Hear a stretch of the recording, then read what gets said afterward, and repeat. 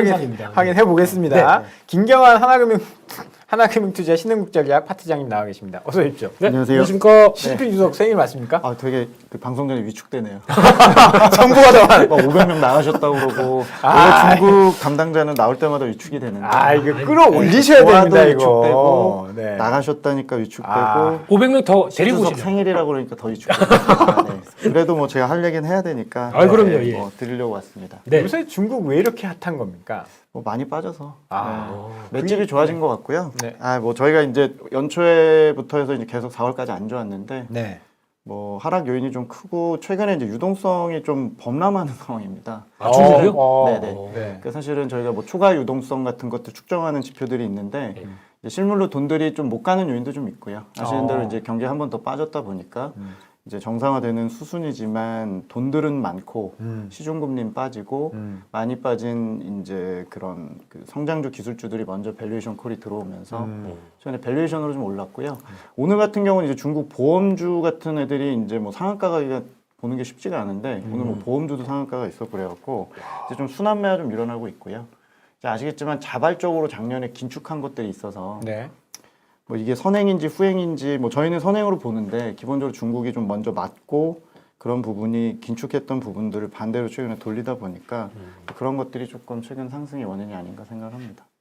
오늘 실물 지표 나온 것도 사실 아주 예상치보다는 좀 높게 나왔더라고요. 뭐 네. 소매 판매라든지 네, 네. 투자라든지. 네. 근데 사실 따지고 보면 그때 봉쇄하고 있었다고 했는데 그러니까 어떻게 더 예상치보다 좋게 나왔습니까? 저희가 이제 솔직히 드는 느낌은 음. 중국 지표 이거 믿어도 돼? 이런 얘기가 많이 들어요. 앞서 네. 차장님 얘기하셨듯이 네네네. 봉쇄하고 있었던 거 아니에요? 다른 나라에서 생각보다 잘 나와요. 이걸 어떻게 해석해야 될지를 저희는 좀 되게 판단이 왔다 갔다 하거든요. 네. 그러니까 저도 이제 제가 중국 경제 지표 못 믿는다 그러면 저는 지기 좀 위협받는 거니까. 예. 이건 아니, 그렇게까지 하실 필요는 그런 건 없습니다. 없습니다. 예, 저희만 하겠습니다. 저희 이제 피해식이 좀 있고 네. 등차를 둬서 나눕니다. 뭐 예를 들어 중국에서 발표하는 오늘 나온 뭐 실업률, 네. 경제 실업률 이런 것들이 제 개인적인 관점에서 등급으로 보면 신뢰도 제일 낮다고 저는 개인적으로 보고 그 다음에 고정 투자가 낮은 편이고 네. 그 다음 소매 판매가 좀 높은 편이고 그러니까 실물하고 저희가 대비하거나 필드에서 느끼는 거랑 그래도 대조가 가능한 것들은 좀 더 신뢰도 높다고 보고 뭐 CPI나 PPI 이런 것들도 전체적으로 높다고 보고요, 신뢰도는. 근데 말씀하신 대로 이제 지표가 전반적으로 사실은 되게 나쁜 지표입니다. 시장 예상을 비트했다고 얘기를 하는 거고 MOM으로 얘기를 하면 그렇지만 YOY로 보는 입장에서 보면은 사실 그냥 너무 나쁠 걸로 봤기 때문에 그거 대비해서 좋았던 거고요. 사실은 여전히 2분기의 성장률이 1분기에 4.8% 대비해서 얼마나 둔화될지는 사실은 모르는 상태죠. 대신 주가라는 건 이미 추정치가 많이 빠졌고 거의 고점 대비해서 12월 대비해서 35%까지 거의 40%까지 빠지다 보니까 경제 지표를 굳이 뭐 YOY로 안 보고 MOM, QOQ로만 보고 시장 예상 대비해서 비타느냐만 보면 일단 시장은 좀 가려고 하는 뭐 그런 분위기라고 좀 보시면 되고요. 뭐 사실은 저희가 생각하기에는 5월 달까지도 락다운이나 전반적인 봉쇄 영향은 여전히 크다. 그래서 V자로 아직은 확언하기에는 좀 어렵다고 보여집니다. 다만 이제 유동성 자체가 많고 밸류에이션이나 투자 심리 이런 것들에 대해서 시장이 좀 긍정하는 부분이지 뭐 이렇게 신뢰를 저희가 못할 정도로 경제 지표가 잘 나온 것도 아니기 때문에 6, 7월까지 좀 보셔야 될 것 같아요. 네. 낮아진 이게 눈높이가 워낙 낮아졌기 때문에 그거에 비해서는 잘 나온 거지 뭐 네. 그거를 뭐 어떻게 해서할 정도로 잘 나온 수준은 아니다. 그렇죠. 그러면 6월은 되게 좋아질 수 있는 건가요? 6월은 이제 막 다시 리오프닝 했잖아요. 봉쇄 풀었잖아요. 그러니까 저희가 이제 주장하는 건 뭐냐면 저도 이제 중국에 살았습니다만 기본적으로 상하이 지역과 상하이 위아래의 절강성, 저장성, 뭐 남경, 항저우, 수저우, 영파 뭐 이런 지역 아시잖아요. 예. 이쪽 지역 이렇게 양자강 델타라고 하는데 이 3대 지역이 물류나 수출이나 이런 생산 쪽의 여파가 거의 35% 가까이 되거든요. 네. 뭐 걔가 공백이었다가 갑자기 돌아오는 여파가 있으니까 상해가 락다운 이전까지 뭐 7, 80%만 회복을 하더라도 지표 개선 폭은 좀 클 수 있다는 부분하고 나머지 지역들도 사실은 좀 눌려 있거든요. 그러니까 지금 뭐 250명씩 나온다는 게 뭐 안 믿는 분도 계시지만 저는 경제 지표를 눌러서 나온 수치로 보고 있거든요. 그러니까 다른 지역도 한두 명만 나와도 보수적으로 방역을 하고 있는 거잖아요.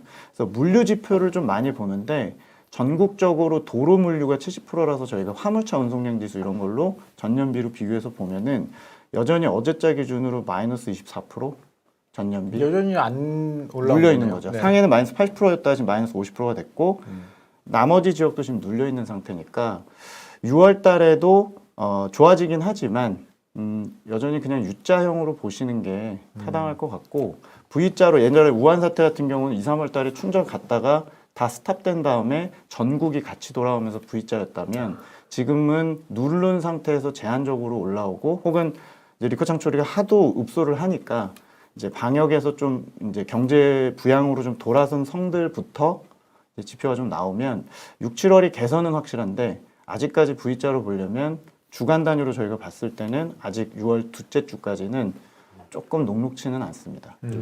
시장에서는 그런 얘기 많거든요. 보통 시진핑 주석 사면임이 되기 전까지, 그러니까 10월 달이지 않습니까? 네. 이때까지 지금 중국은 계속 이 봉쇄를 통해서 뭔가 이제 자기의 입지를 강화시키기 위해서 이걸 의도적으로 계속 봉쇄를 이어갈 것이다. 그러니까 임시적인 거겠지만 네. 풀었다 놨다 이걸 계속 할 것이다라고 보면서 그 뒤부터 이제 본격적이다 이런 얘기 많이 나오거든요. 네네네. 이런 쪽에서는 어떻게 생각하십니까?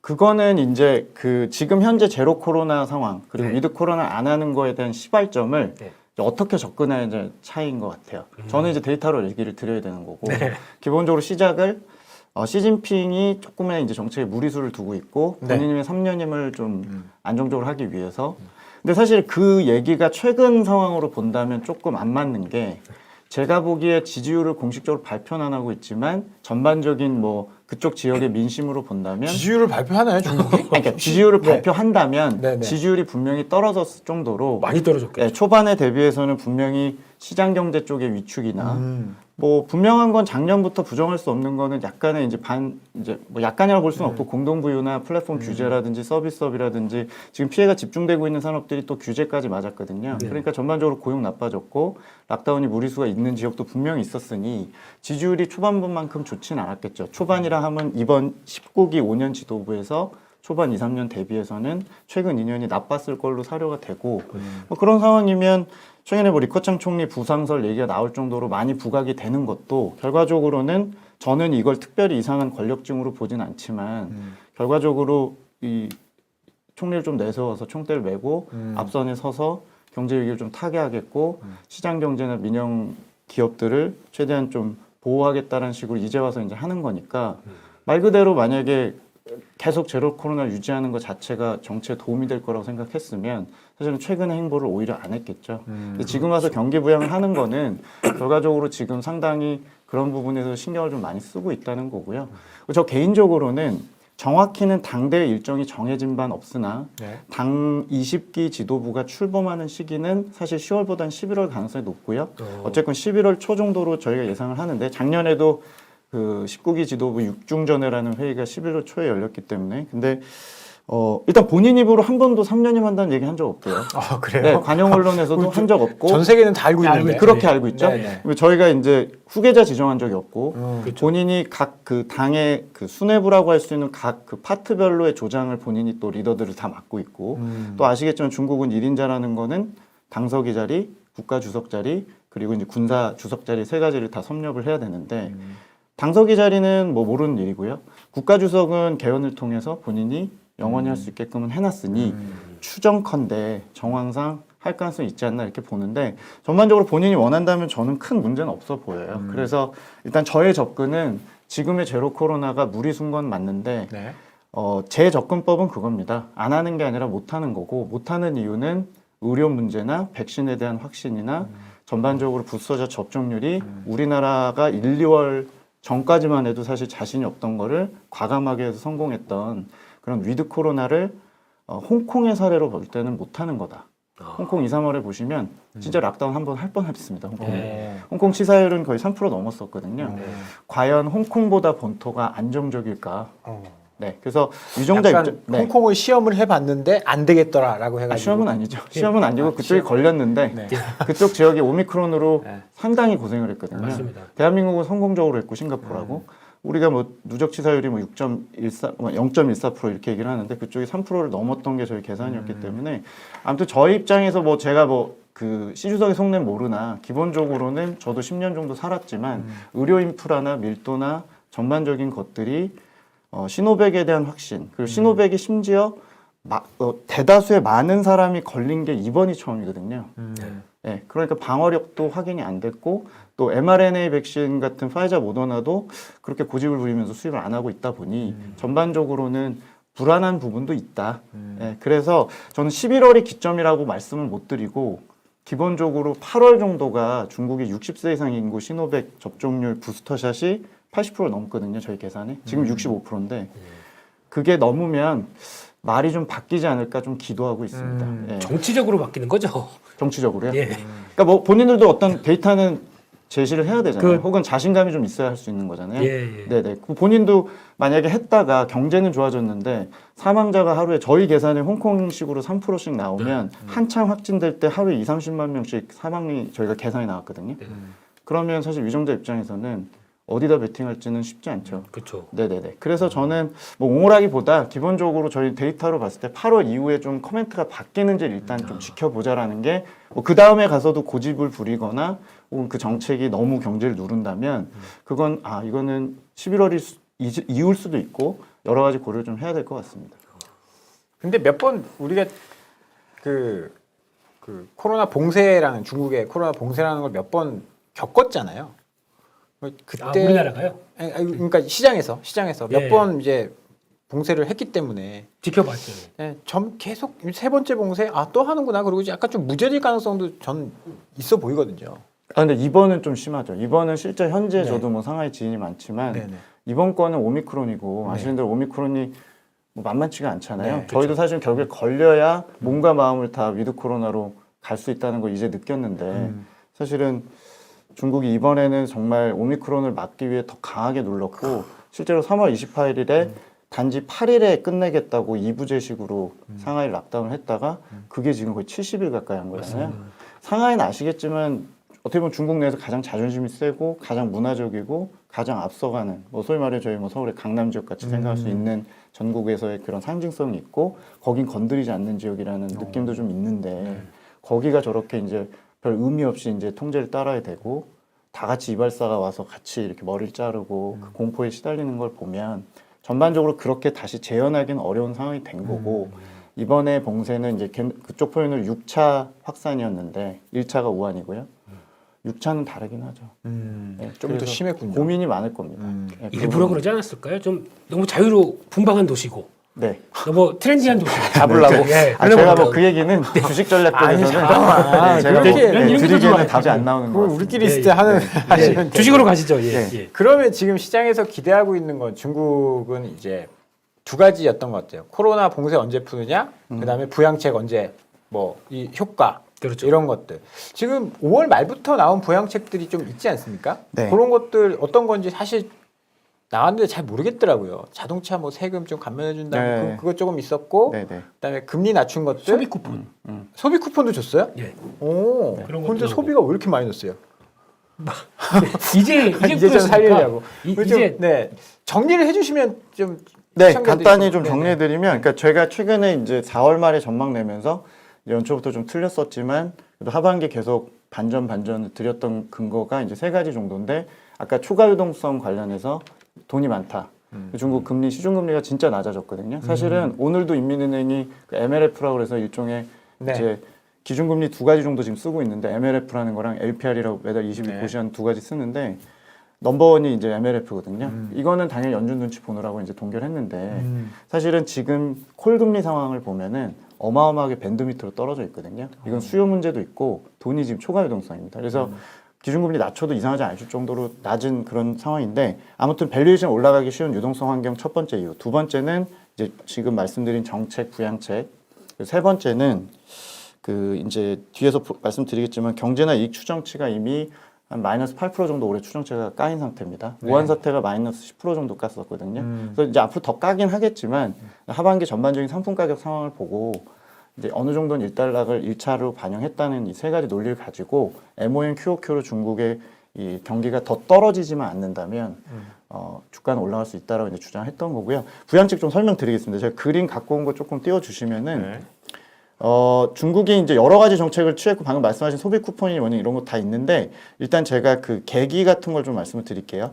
중국에서 이제 여러 가지 회의가 있는데 정치국 회의가 제일 센 회의예요. 왜냐하면 당서열 랭킹 1위부터 25위까지 정치국 의원 25명이 매달 여는 회의고 경제 주제로 하는 건 4월, 7월, 11월 세 번이거든요. 4월 말 회의가 되게 시장에서 중국에서 많이 보는 회의예요. 왜냐하면 1Q 실적이 다 나오고 네. 연초에 돈을 풀려면 풀었고 긴축을 했으면 긴축을 한 상황인데 4월 말 회의의 평가에 따라서 이게 변곡점이 오거든요. 이번 회의는 지난 12월부터 경제공작회에서 밀어붙인 그 부양책이 전혀 안 먹혔기 때문에 이번에 4월 29일부터 분위기가 좀 바뀌었습니다. 제가 볼 때 두 가지가 바뀌었는데 첫 번째는 통화재정 정책 기존에 하던 거 하고 인프라 투자를 되게 세게 하겠다. 그리고 이거를 하는 지방정부가 주도하고 있는데 아시겠지만 지방정부가 대부분의 중국 지방정부는 신용불량자 비슷한 상황이거든요. 빚이 많잖아요.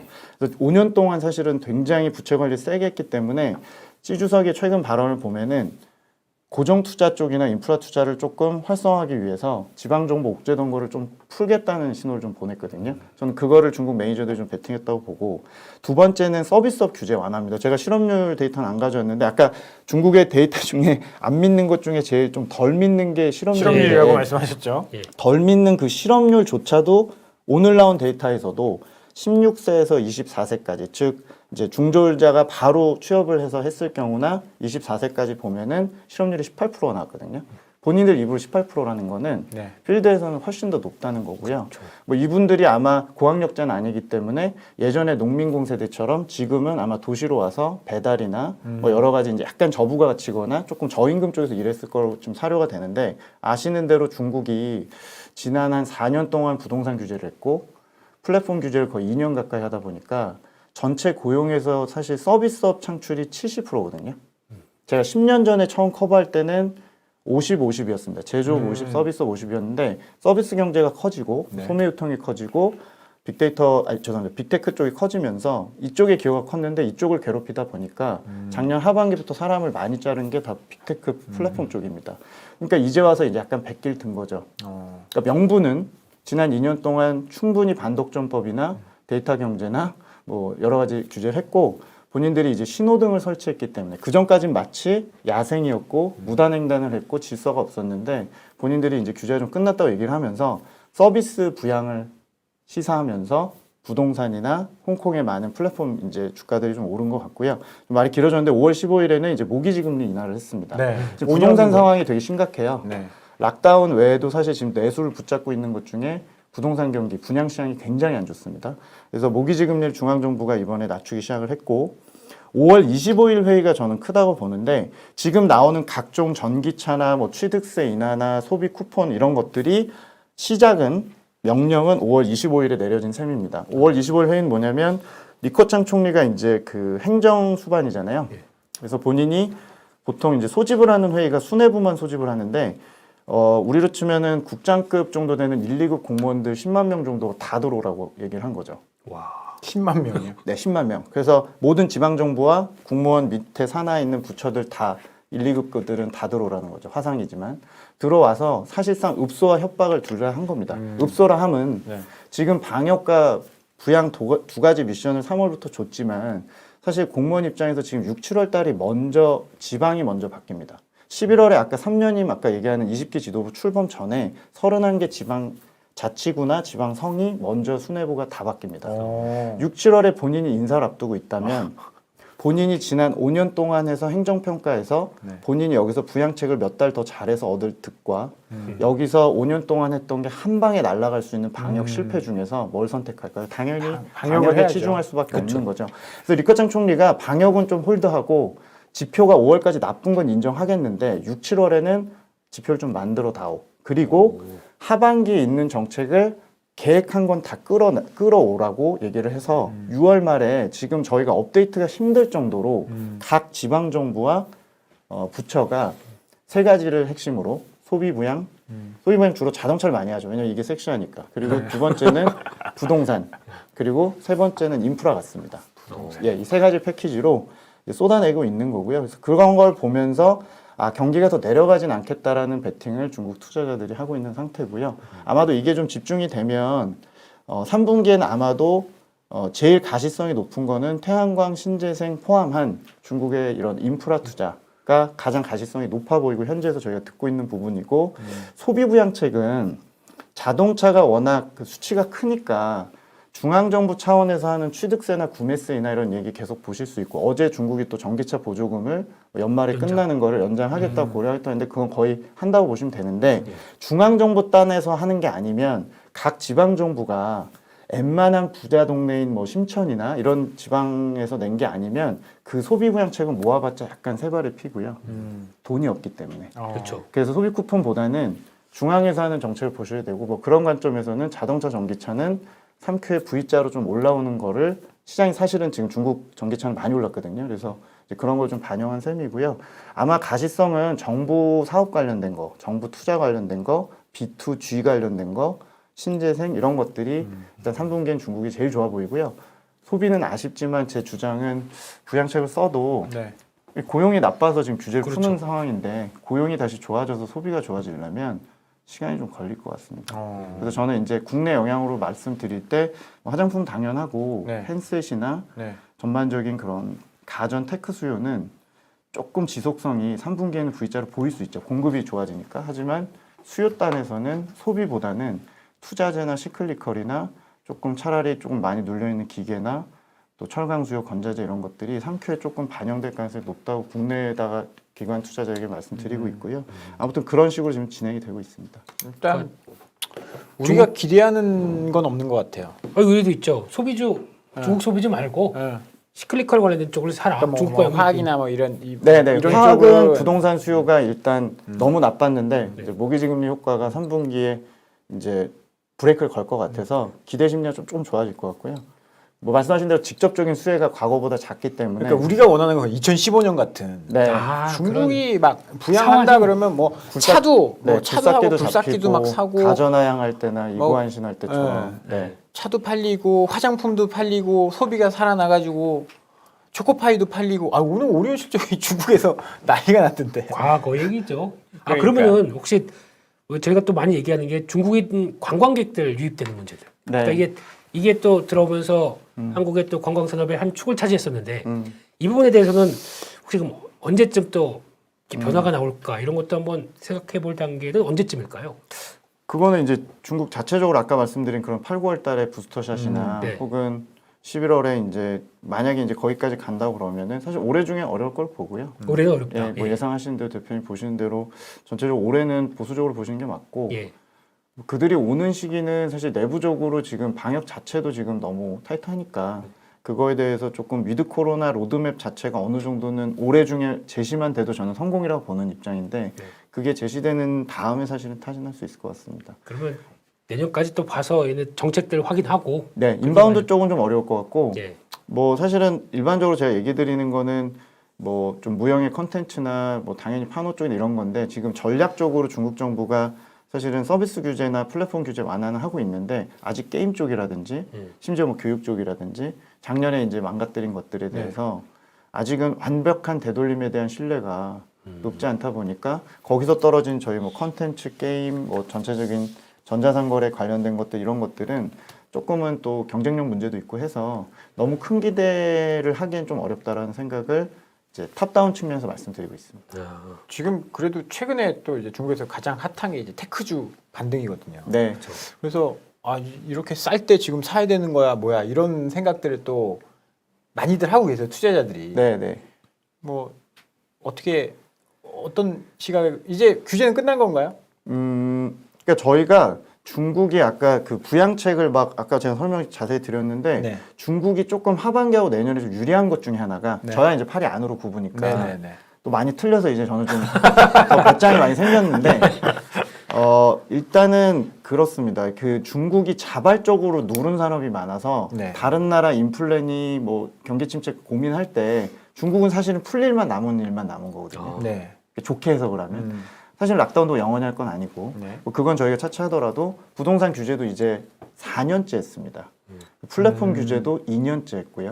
벌써 그렇게 됐나요? 네, 전반적으로 홍콩이 시가총액에서 서비스업이 70%인데 여기에 금융, 부동산 플랫폼이 되게 많아서 네. 4년 동안 저희가 뭐 주봉이나 월봉으로 홍콩을 보시면 참혹하거든요. 네. 근데 올해 저희가 저점으로 보면서 가격적으로는 너무 메리트가 있다고 본 것 중에 중국 정부가 자발적으로 이렇게 완화하는 룸들이 오히려 이제 많아진 거죠. 그래서 행정적으로나 산업을 눌렀다가 튀어오르게 만드는 것도 가능하기 때문에 사실은 아까 테크 얘기하신 게 전자 쪽의 테크인지 빅테크 얘기를 하시는지 모르겠는데 빅테크죠. 빅테크. 알리바바. 네, 알리바바. 텐센트. 그러니까 항생테크, 네. 항생테크 지수나 네, 항생테크. 플랫폼 경제. 네. 일단 제 생각에는 내년 상반기까지 이 고용 문제 때문에 일단 그 시진핑 3기가 됐건 20기 지도부가 됐건 규제는 새로운 건 나올 것 같진 않아요. 그래서 밸류에이션은 이미 다 반영이 돼 있고 밸류에이션 조정은 좀 끝난 것 같은데 이제 중요한 거는 얘네가 주도주가 될 거냐. 예전에 이제 저희가 중국 주도주는 소비재나 플랫폼, 그쵸. 미국의 팡스러운. 네. 근데 이제 글로벌 분위기도 전반적으로 이제 플랫폼에 대해서 약간의 이제 그런 게 있고, 네. 저희가 중국 같은 경우는 지금 주도 산업이라고 확언을 하기에는 내년 상반기까지는 규제가 새로 안 나오겠으나, 네. 그 시진핑 주석의 기존의 이제 어떤 좌경화 흐름이나 기존의 공동부유 같은 것들이 지금은 쏙 들어갔는데 이게 경기 부양의 목적 때문인지 본인의 어떤 입지 때문인지는 모르나 또 재개될 수 있거든요.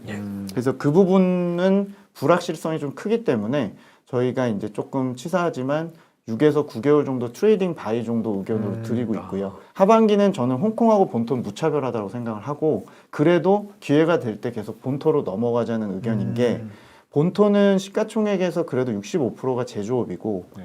중국에서 확고한 주도 산업으로 볼 수 있는 게 지금은 민간 경제 쪽은 좀 저도 조금 장기적으로 자신이 없고 단기적으로 자신 있는 거는 제조업을 고도화시키기 위한 공급망 쪽의 몸부림. 그게 이제 대표적으로 상해 과창판 같은 스타50 같은 소부장이 들어간 인덱스든 아니면 신재생이든 또 중국이 지금 신형 인프라라고 해서 이제 아직은 컨셉이지만 데이터 센터 관련 투자든 투자 사이클은 대바닥이라고 저희가 보고 있거든요.